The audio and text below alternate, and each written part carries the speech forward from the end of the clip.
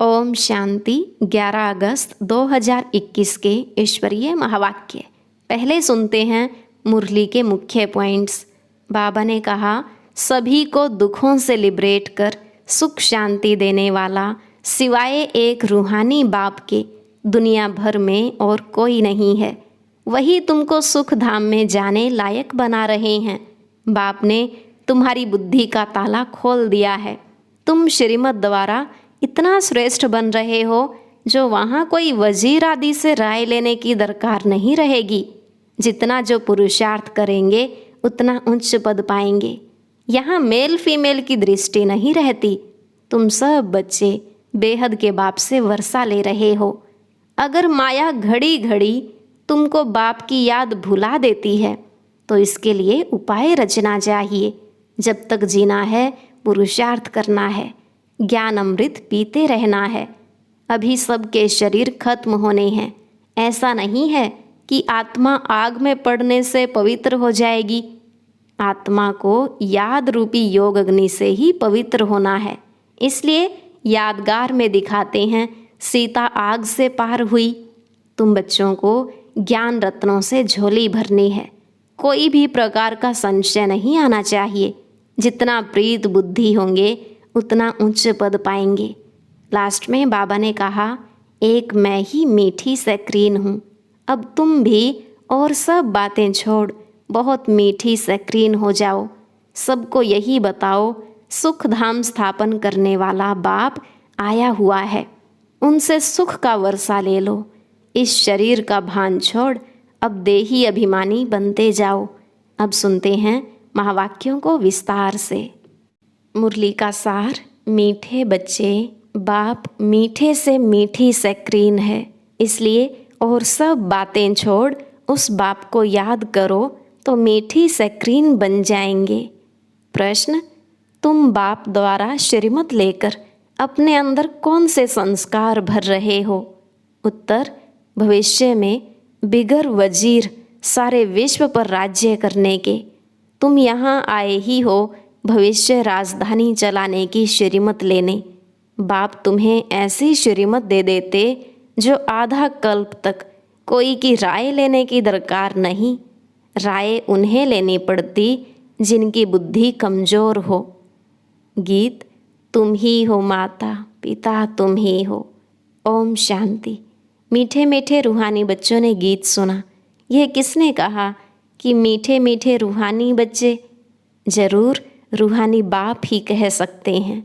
मीठे मीठे रूहानी बच्चे अभी सम्मुख बैठे हैं और बहुत ही प्यार से बाप समझा रहे हैं।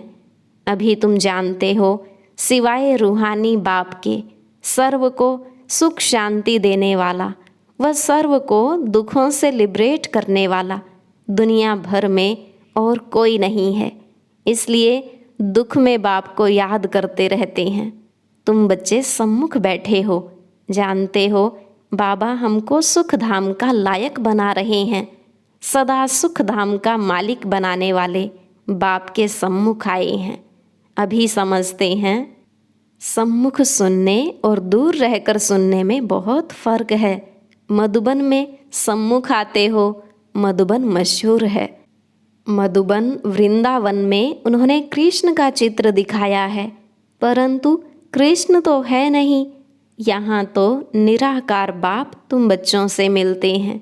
तुम्हें स्वयं को घड़ी घड़ी आत्मा निश्चय करना है। मैं आत्मा बाप से वर्षा ले रही हूँ। सारे कल्प में यह एक ही समय आता है। यह कल्प का सुहावना संगम युग है। इनका नाम रखा है पुरुषोत्तम। यही संगम युग है जिसमें सब मनुष्य मात्र उत्तम बनते हैं। अभी तो सभी मनुष्य मात्र की आत्मा तमो प्रधान है, जो फिर सतो प्रधान बनती है। सतो प्रधान है तो मनुष्य उत्तम होते हैं। तमो प्रधान होने से मनुष्य भी कनिष्ठ बनते हैं।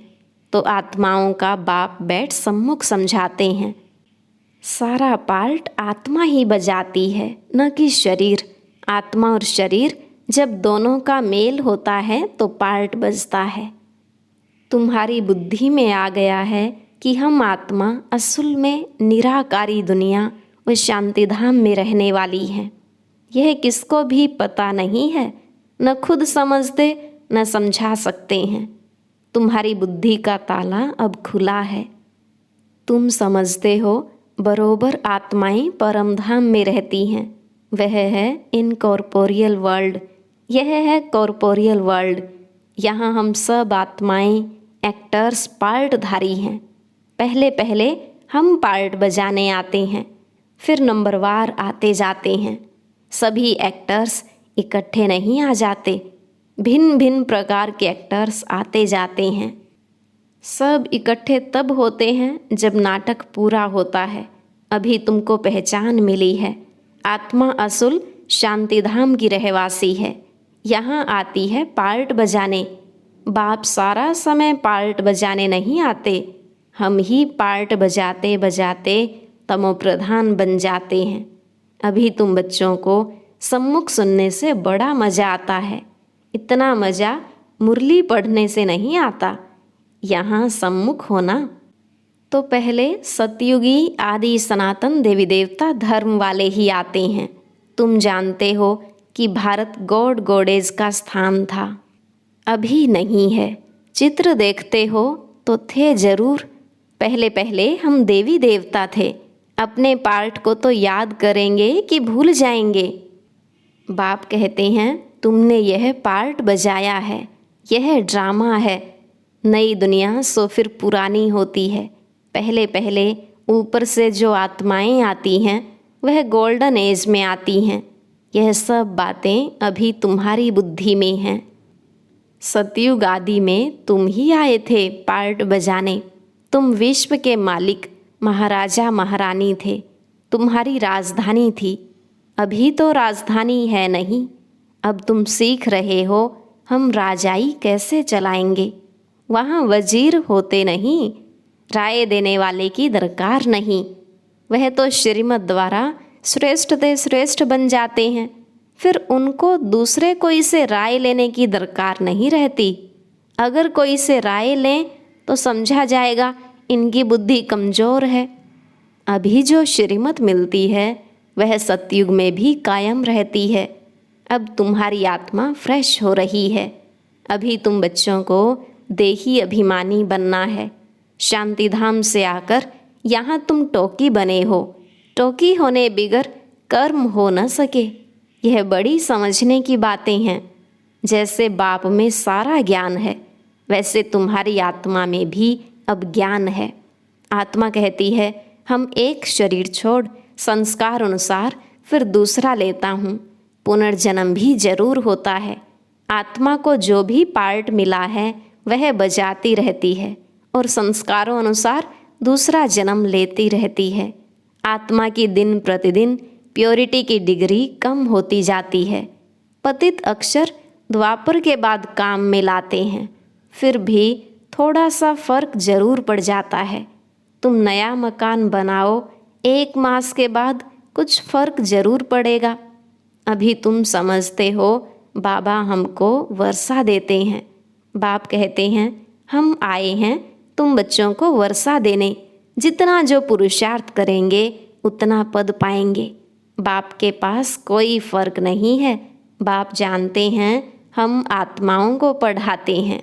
आत्मा हर एक अपने लिए पुरुषार्थ करती है। मेल फीमेल की दृष्टि यहाँ नहीं रहती। तुम सब बच्चे बेहद बाप से वर्षा ले रहे हो। सभी आत्माएं ब्रदर्स हैं जिनको बाप पढ़ाते हैं, वर्षा देते हैं। बाप ही रूहानी बच्चों से बात करते हैं कि हे लाडले मीठे सिकी लधे बच्चों, तुम बहुत समय पार्ट बजाते बजाते अब फिर आकर मिले हो अपना वर्षा लेने। यह भी ड्रामा में नोंद है। शुरू से लेकर पार्ट नोंधा हुआ है। तुम एक्टर्स पार्ट बजाते एक्ट करते रहते हो। आत्मा अविनाशी है, इसमें अविनाशी पार्ट भरा हुआ है। शरीर तो बदलता रहता है, बाकी आत्मा सिर्फ प्योर से इम्प्योर बनती है। सतयुग में है पावन, इसको कहा जाता है पतित दुनिया। अभी सुख धाम स्थापन होता है। बाकी सब आत्माएं मुक्ति धाम में रहेंगी। अभी यह बेहद का नाटक आकर पूरा हुआ है। सभी आत्माएं मच्छरों मिसल जाएंगी। इस समय कोई भी आत्मा आए तो पतित दुनिया में उनकी क्या वैल्यू होगी? वास्तव में वैल्यू उनकी है जो पहले पहले नई दुनिया में आते हैं। नई दुनिया थी वह फिर पुरानी बनी है। नई दुनिया में देवताएं थे, वहाँ दुख का नाम नहीं था। यहाँ तो अथाह दुख है। बाप आकर दुख की पुरानी दुनिया से लिबरेट करते हैं। यह पुरानी दुनिया बदलनी जरूर है। जैसे दिन के बाद रात, रात के बाद दिन होता है। तुम समझते हो बरोबर हम सतयुग के मालिक बनेंगे, तो हम क्यों ना आत्मा निश्चय कर और बाप को याद करें। कुछ तो मेहनत करनी होगी। राजाई पाना कोई सहज थोड़े ही है। बाप को याद करना है। यह माया का वंडर है जो घड़ी घड़ी तुमको भुला देती है। इसके लिए उपाय रचना चाहिए। ऐसे नहीं मेरा बनने से याद जम जाएगी, बाकी पुरुषार्थ क्या करेंगे? नहीं, जब तक जीना है पुरुषार्थ करना है, ज्ञान अमृत पीते रहना है। यह भी समझते हो हमारा यह अंतिम जन्म है। इस शरीर का भान छोड़ देही अभिमानी बनना है। गृहस्थ व्यवहार में भी रहना है। पुरुषार्थ जरूर करना है। सिर्फ अपने को आत्मा निश्चय कर बाप को याद करो। तवमेव माता च पिता तवमेव। यह सब है भक्ति मार्ग की महिमा। तुमको सिर्फ एक अल्फ को याद करना है। एक ही मैं सक्रीन हूँ। तुम भी और सब बातें छोड़ बहुत मीठी सक्रीन हो जाओ। अभी तुम्हारी आत्मा तमोप्रधान बनी है। उनको सतोप्रधान बनाने लिए याद की यात्रा में रहो। सबको यही बताओ बाप से सुख का वर्षा लो। सुख होता ही है सतयुग में। सुख धाम स्थापन करने वाला बाप है। बाप को याद करना है बहुत सहज, परंतु माया का अपोजिशन बहुत है। इसलिए कोशिश कर मुझे याद करो तो खाद निकल जाएगी। सेकंड में जीवन मुक्ति गाया जाता है।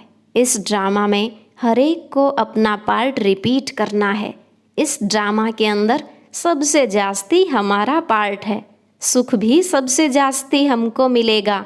बाप कहते हैं तुम्हारा देवी देवता धर्म बहुत सुख देने वाला है और बाकी सब शांति धाम में चले जाएंगे। हिसाब किताब चुकतू कर। जास्ती विस्तार में हम क्यों जाएं? बाप आते ही हैं सबको वापस ले जाने। मच्छरों सदृश सबको ले जाते हैं। शरीर खत्म हो जाएंगे।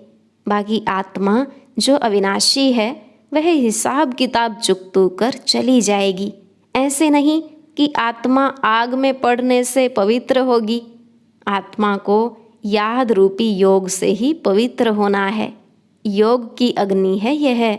उन्होंने फिर नाटक बैठ बनाए हैं। सीता आग से पार हुई। आग से कोई एक को थोड़ी ही पार होना है। बाप समझाते हैं तुम सब सीताएं इस समय पतित हो, रावण के राज्य में हो। अब एक बाप की याद से तुमको पावन बनना है। राम एक ही है। अग्नि अक्षर सुनने से समझते हैं आग से पार हुई।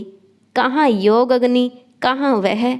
आत्मा परमात्मा से योग रखने से पतित से पावन होगी। रात दिन का फर्क है। आत्माएं सब सीताएं हैं। रावण की जेल में, शोक वाटिका में हैं। यहाँ का सुख तो कागविष्टा मिसल है। स्वर्ग के सुख तो अथाह हैं। तो बच्चों को ज्ञान रत्नों से झोली भरनी चाहिए। कोई भी प्रकार का संशय नहीं आना चाहिए। देह अभिमान आने से फिर अनेक प्रकार के प्रश्न आदि उठते हैं। फिर बाप जो धंधा देते हैं वह करते नहीं हैं।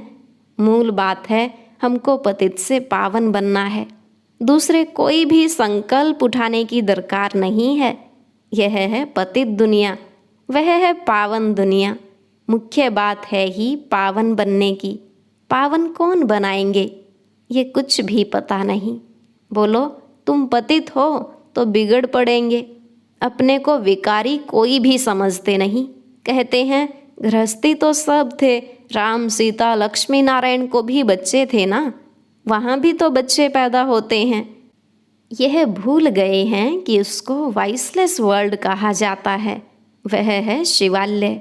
बाप तुम बच्चों को कितनी युक्तियाँ बताते रहते हैं। यह तो बाप टीचर गुरु है जो सबको सद्गति देते हैं। वह तो एक गुरु मर गया तो फिर बच्चे को गद्दी देंगे। अब वो कैसे सद्गति में ले जाएंगे? सर्व का सद्गति दाता है ही एक। रावण राज्य में है दुर्गति, राम राज्य में है सद्गति। बाप सबको पावन बना कर ले जाते हैं, फिर कोई फट से पतित नहीं बनते, नंबरवार उतरते हैं। सतो प्रधान से सतो रजो तमो। तुम्हारी बुद्धि में 84 का चक्र बैठा है। तुम जैसे अब लाइट हाउस हो, ज्ञान से इस चक्र को जान गए हो कि यह कैसे फिरता है। अभी तुम बच्चों को और सबको रास्ता बताना है। तुम सब सेना हो, तुम पायलट हो, रास्ता बताने वाले। सबको बोलो अब शांति धाम सुख धाम को याद करो, कलयुग दुख धाम को भूल जाओ। हम आपको बहुत अच्छा रास्ता बताते हैं। पतित पावन एक ही निराकार बाप है, उनको याद करने से तुम पावन बन जाएंगे। तुम्हारी आत्मा पर जो कट चढ़ी हुई है वह उतरती जाएगी। भगवानुवाच मन मना भव। शिव भगवानुवाच विनाश काले विपरीत बुद्धि विनशंति। और विनाश काले परम पिता परमात्मा के साथ प्रीत बुद्धि विजयंती। तुम्हारी जितनी प्रीत बुद्धि होगी उतना उच्च पद पाएंगे।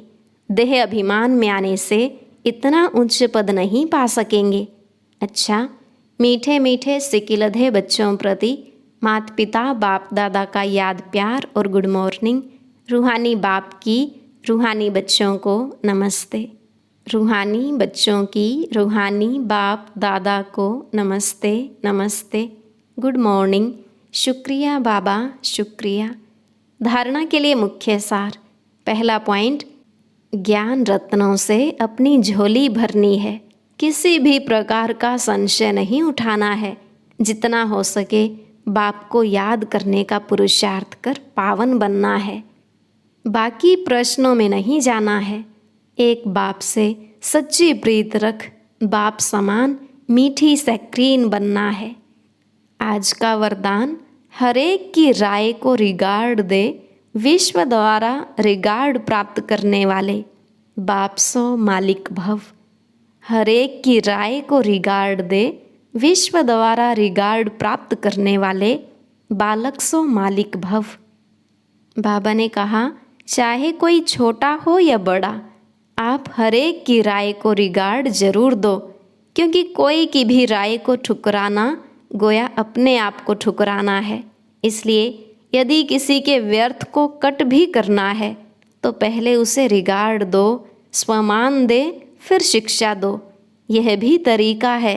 जब ऐसे रिगार्ड देने के संस्कार भर जाएंगे तो विश्व से आपको रिगार्ड मिलेगा। इसके लिए बालक सो मालिक, मालिक सो बालक बनो। बुद्धि बेहद में शुभ कल्याण की भावना से संपन्न हो। स्लोगन, मस्तक पर सदा साथ की स्मृति का तिलक लगाना यही सुहाग की निशानी है। मस्तक पर सदा सुहाग की स्मृति का तिलक लगाना यही सुहाग की निशानी है। ओम शांति। और अभी सुनेंगे आज की अव्यक्त मुरली। इसके लिए ऊपर दिए गए बॉक्स को क्लिक करें।